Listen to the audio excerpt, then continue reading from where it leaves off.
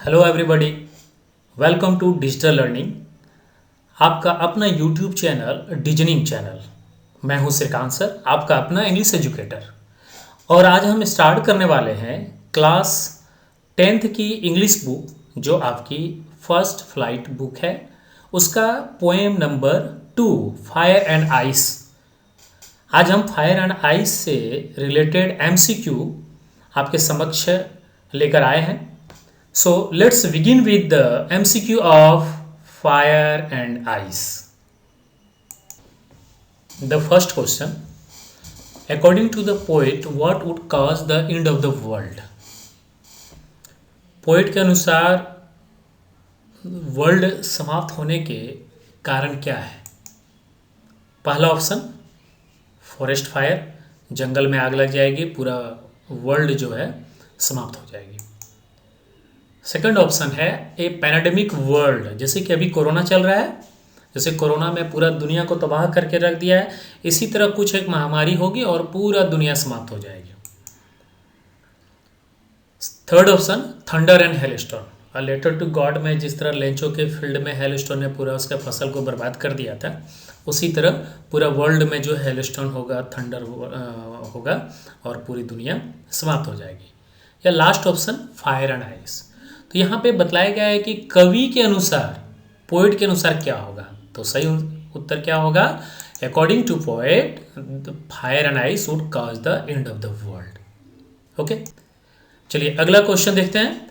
Who is the poet of the poem fire and ice?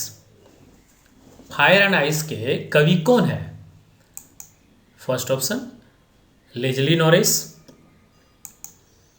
Second option Robert Frost, the third option Carolyn Wells and fourth option Robin Klein. तो बताइए क्या होगा इसका। देखिए Leslie Norris a tiger in the zoo poem को लिखा है। Caroline Wells इसने how to tell wild animals लिखा है। और रॉबिन क्लेइन जो है एमांडा को इन्होंने कंपोज किया है। तो इसका सही आंसर क्या होगा? Option B, Robert Frost is the poet of the poem fire and ice और डस्ट ऑफ स्नो। अगला क्वेश्चन है, what does the poet compare fire with? Poet fire का कंपेयर जो है किससे करते हैं? तो चलिए ऑप्शन देखते हैं। पहला ऑप्शन है हैट्रेट, सेकंड ऑप्शन है डिजायर, थर्ड ऑप्शन है hot and last option both first and third. यहाँ पे आपको बताना है कि फायर का किसके साथ कंपेयर किया गया है, किसके साथ तुलना किया गया है। तो बताइए इसका सही उत्तर क्या होगा? इसका सही उत्तर होगा B, desire. The poet compares fire with desire. ठीक है, इच्छा जो होता है कि किसी भी चीज़ का जरूरत से ज़्यादा इच्छा होना, वो है डिजायर बोलते हैं। अगला क्वेश्चन देखते हैं क्या है। What does ice personify in the poem? इसमें आइस को पोएम ने किस तरीके से मानवीकरण किया है? तो पहला ऑप्शन देखिए, क्रुएल्टी एंड गिल्ट, क्रुएल्टी क्रूरता और दोषी। सेकंड ऑप्शन है इनसेंसिटिविटी एंड गिल्ट। इनसेंसिटिविटी देखिए, सेंसिबल संवेदनशील, इनसेंसिटिविटी मतलब हो गया असंवेदनशीलता, और दोषी गिल्ट। चलिए अगला देखते हैं, कन्फ्लिक्ट का मतलब होता है लड़ाई। कन्फ्लिक्ट का जो है अंतर्मन की लड़ाई हो या फिर जो भी हो। और नेक्स्ट ऑप्शन है फास्ट एंड फ्यूरी। तो चलिए देखिए इसका सही उत्तर क्या होगा।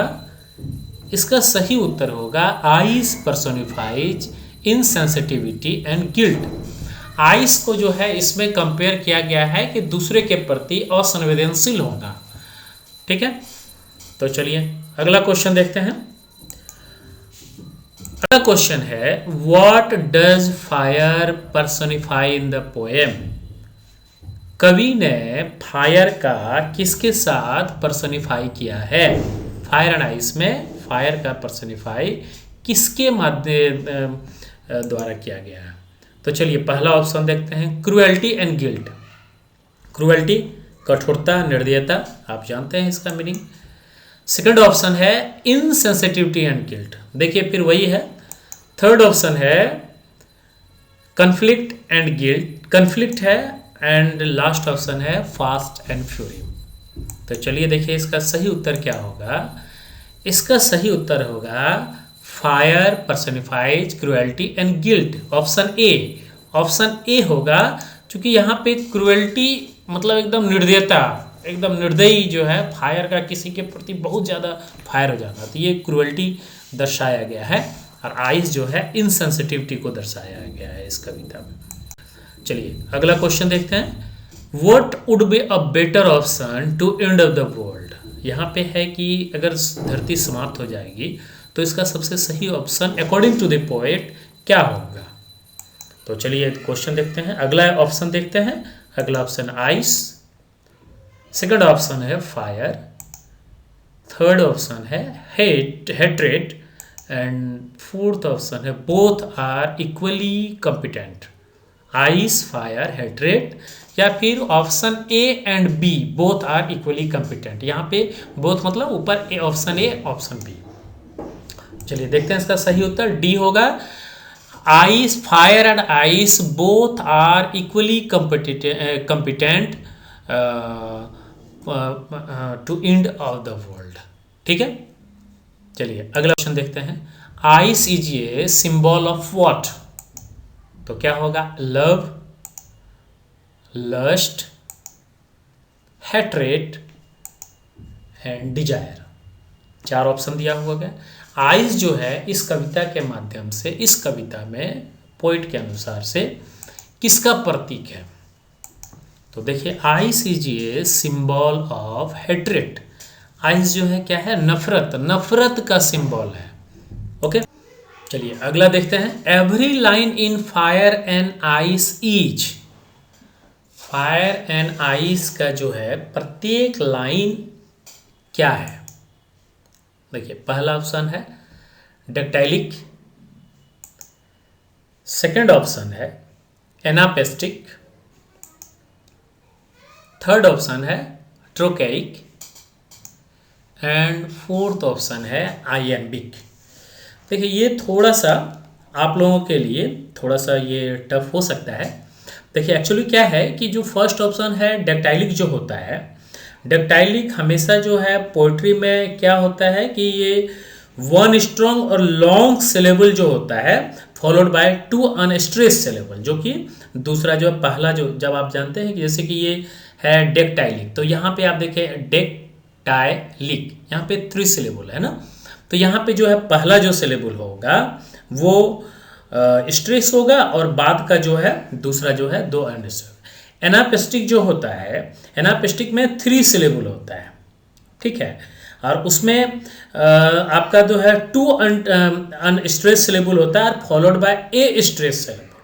जैसे अंडरस्टैंड, जैसे वर्ड है अंडरस्टैंड, अंडरस्टैंड, अन जो हो गया वो आपका मेन सिलेबल हो गया, और डर और स्टैंड जो है 2 जो है अनस्ट्रेस सिलेबल हो गया।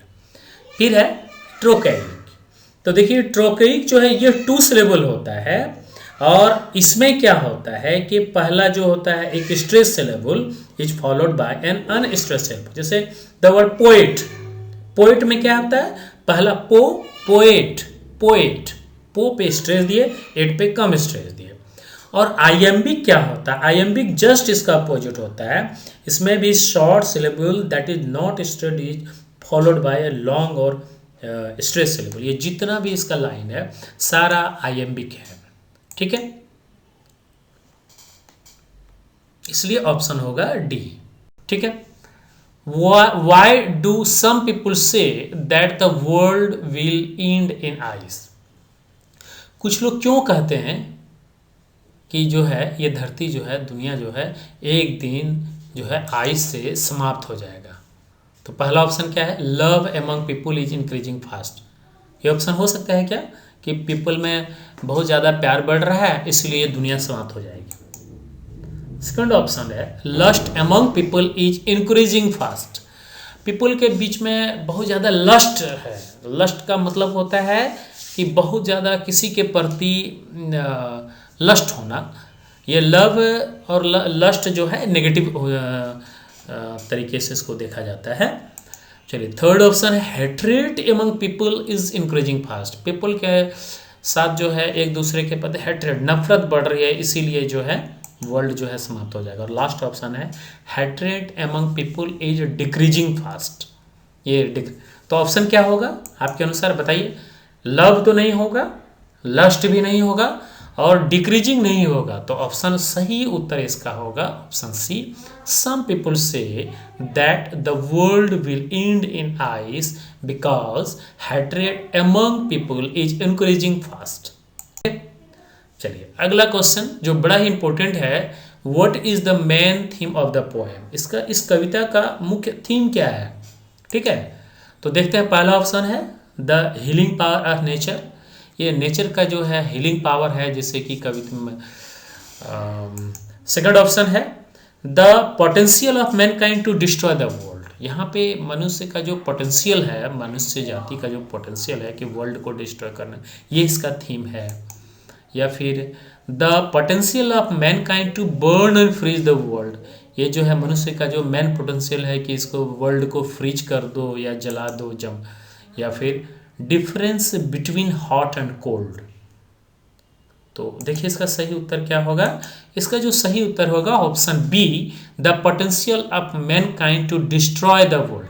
यानी कि मनुष्य जाति में एक दूसरे के प्रति वसुधैव कुटुंबकम की भावना तो है ही नहीं, सब एक दूसरे से जल रहे हैं। आप गांव में देखिए तो एक दूसरे से जल रहे हैं, एक पड़ोसी एक दूसरे से जल रहे हैं, स्टेट में लड़ाई होती है, और वर्ल्ड कंट्री में तो लड़ाई हो ही रही है। जैसे भारत और पाकिस्तान का एग्जाम्पल देख लीजिए, है कि नहीं। हमारा भारत और चाइना का देख लीजिए, इजराइल और फ़लस्तीन का देख लीजिए। तो ये सारा जैसे first world war, second world war, सब के पीछे यही रीजन था। तब क्या था कि सभी का जो मेन पोटेंशियल है मैनकाइंड का, कि वर्ल्ड को डिस्ट्रॉय कर देना है। चलिए थैंक यू, आज के लिए इतना ही। होप आप इसको बढ़िया तरीके से समझ लिए होंगे। आप आगामी एग्जाम में बढ़िया से बढ़िया नंबर लाएं और टॉपर बने। Thank you.